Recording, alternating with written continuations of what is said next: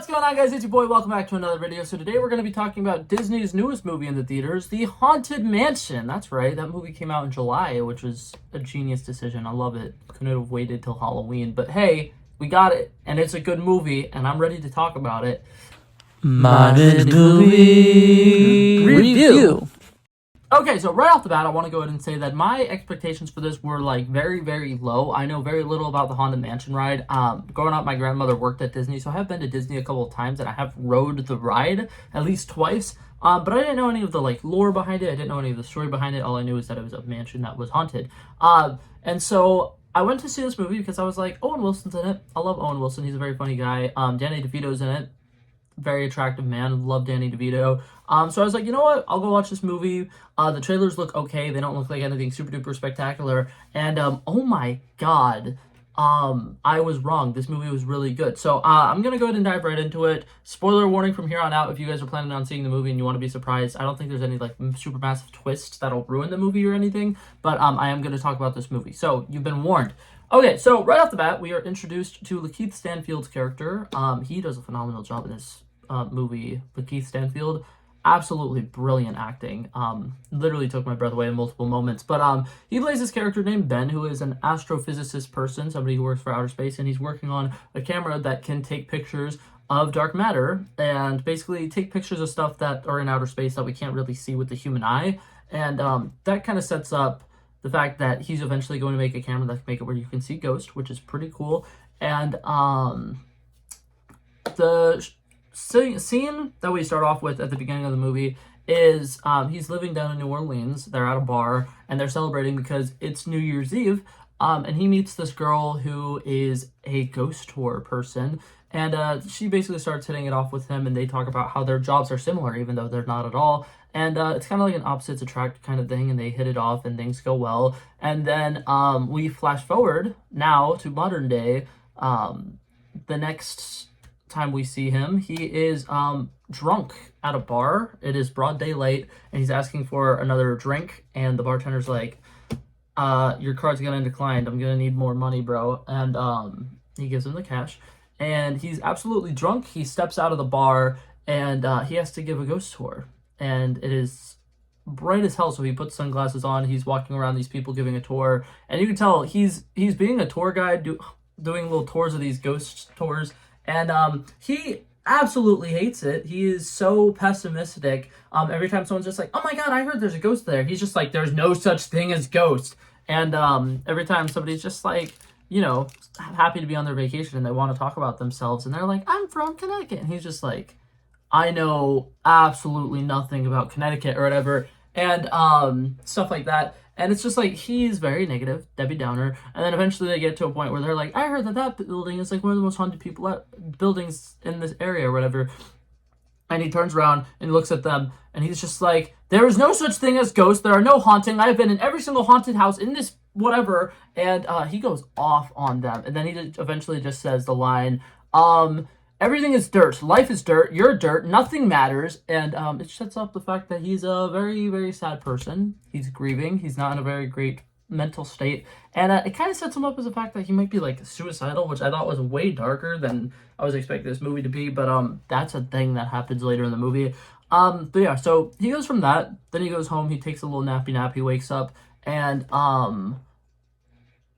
we are introduced to Owen Wilson's character, who is Preacher Kent. Sorry, man, my mind like stopped working. Father Kent. Sorry. But he's supposed to be a priest, and he seems like not a very great priest, but good for him.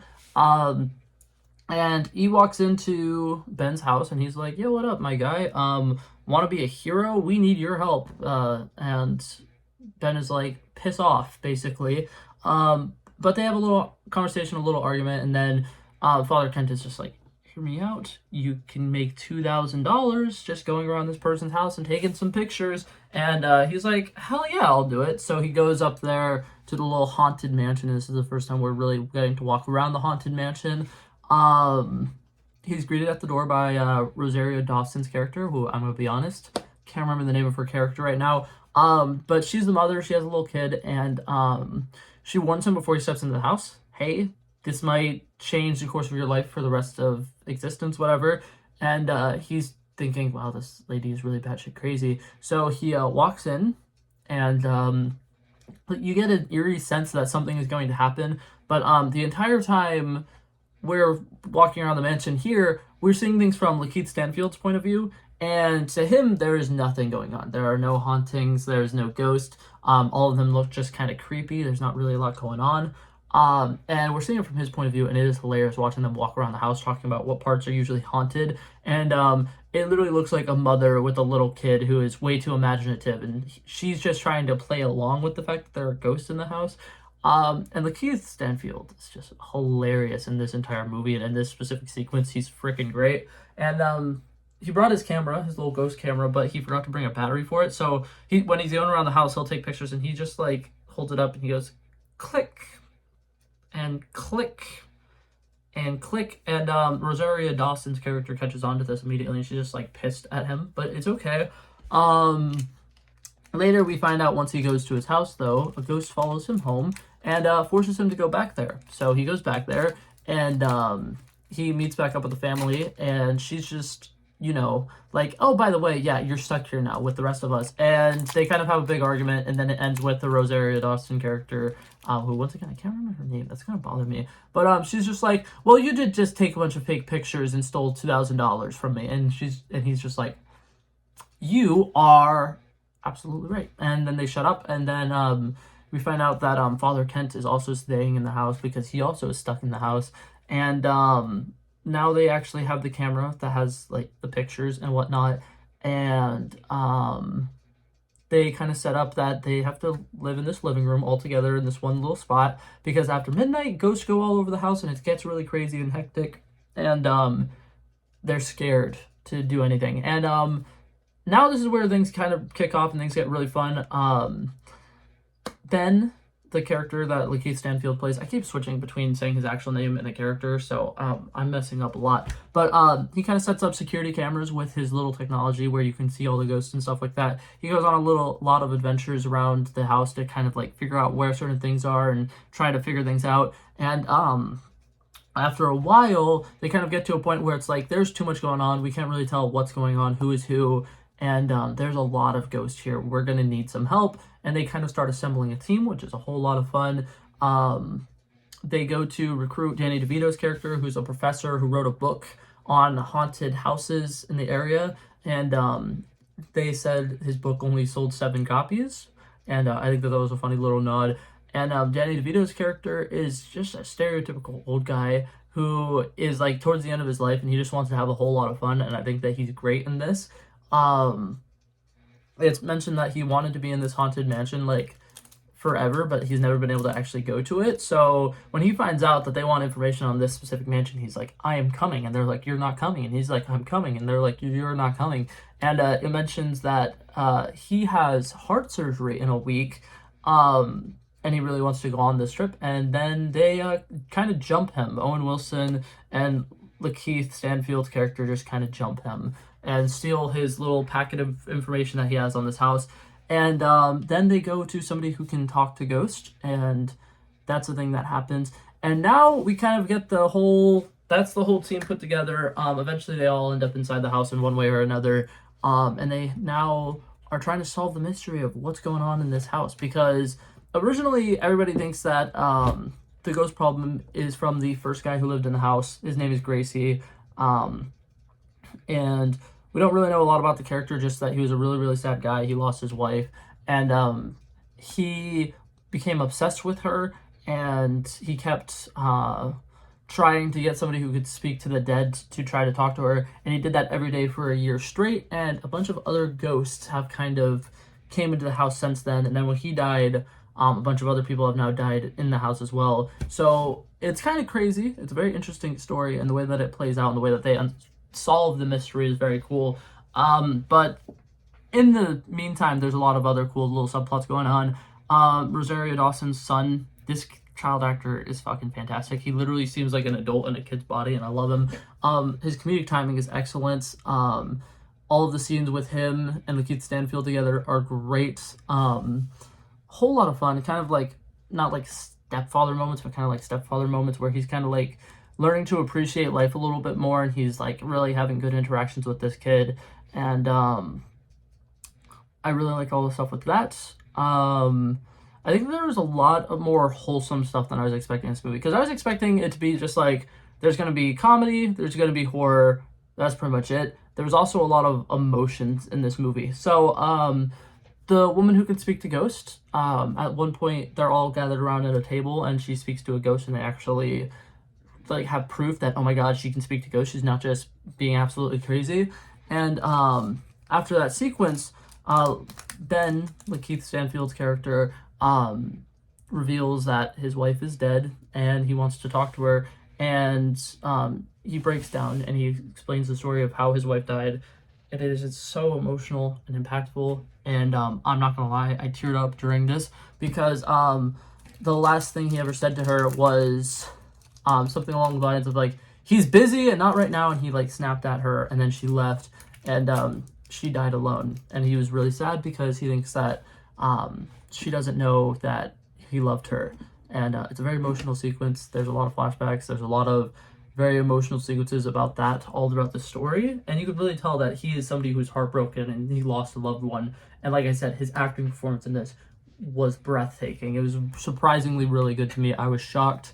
I just expected it to be a comedy, and there were scenes where I almost cried. So that was great. And there was a couple other characters who have lost loved ones, and they kind of like share their grieving together. And I think that all of those sequences are really fun.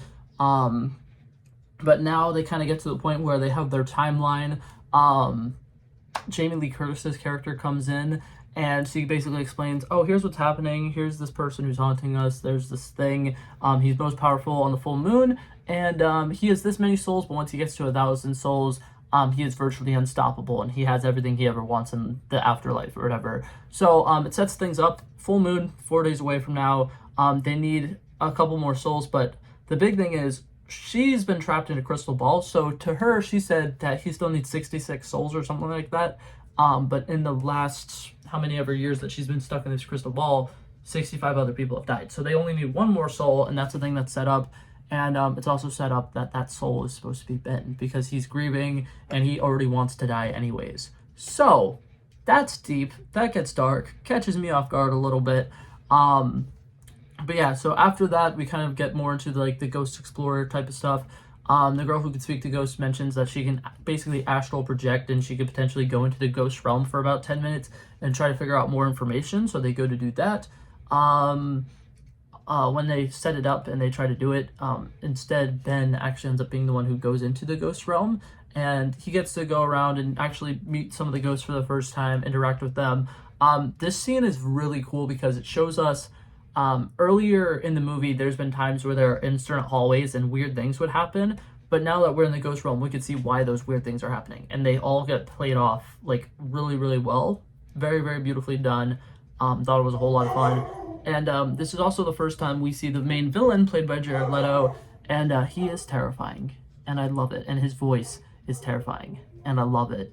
But yeah, during this time, a ghost goes into Ben's body and kind of freaks the people out, and then he gets attacked with sage, and Ben gets back into his body eventually. But now he kind of has a general idea of what the main villain person looks like, and they have this funny idea to go to a sketch artist and explain the person who they've seen, and then after he shows the picture and it looks exactly like the guy, they're like, oh my god, you just did that? And then Owen Wilson's character is like, okay, but now can you draw him like with skin? And they get a picture of this guy and they figure out his name is like Alistair something, and they do a bunch of research on him, and now this part took my breath away and it shocked me to my core. They now have a scene where they're explaining the backstory of him, how he was like tormented as a child, he was tortured as a kid, he got casted out, and then when his family died, he finally actually got his fortune that he was supposed to grow up into, and he started partying with all these rich people who casted him out, and he starts murdering every single one of them, which is super fucked up. But what I like about it is the storytelling here. They switch it to animation, and it's like very hand-drawn animation. It's very dark and grim, and it is so beautiful. And it's like this for a solid like 2 minutes while they're explaining the story of the character, and it is very satisfying. But during this, they set up that in order to banish him, like the ghost, they have to find something that belonged to the original guy, and they need to do some special banishment spell. So now they know, okay, it's this guy named Alistair. He killed a bunch of people. They're now living under his house. I mean, they're now buried under his house, and this is where his house is. They need to get something that originally belonged to him. So now a couple of the people go to do that, and then the rest of them stay here. And while that happens, Danny DeVito gets possessed by the evil ghost person, and we all think he's gonna die, but he doesn't. Yay, because I love Danny DeVito. You can't kill Danny DeVito. And then Owen Wilson and Lakeith Stanfield, they go to this house with the little boy, and they get a hat that belonged to the original guy. They bring it back, and everything feels really weird. Danny DeVito's now telling them, everything is fine. We're not haunted anymore. Everything is okay. And everything just feels off. And this part was really scary. There starts being a bunch of jump scares. All the ghosts are kind of like starting to corner Owen Wilson's character. And we find out that the girls who are in the house got tied up, and they're now in a room. And Ben goes and rescues them, which is great. But the big thing that happened here is when they got back to the mansion, they told the kid, hey, stay in the car. We're going to take care of everything. You stay here. And the kid's like, fine, I'm going to talk to my dad. And then he opens up a notebook and leaves a pen sitting right there. And it's revealed that his father has been dead the entire time. And he's been talking to random ghosts, thinking that they're his dad.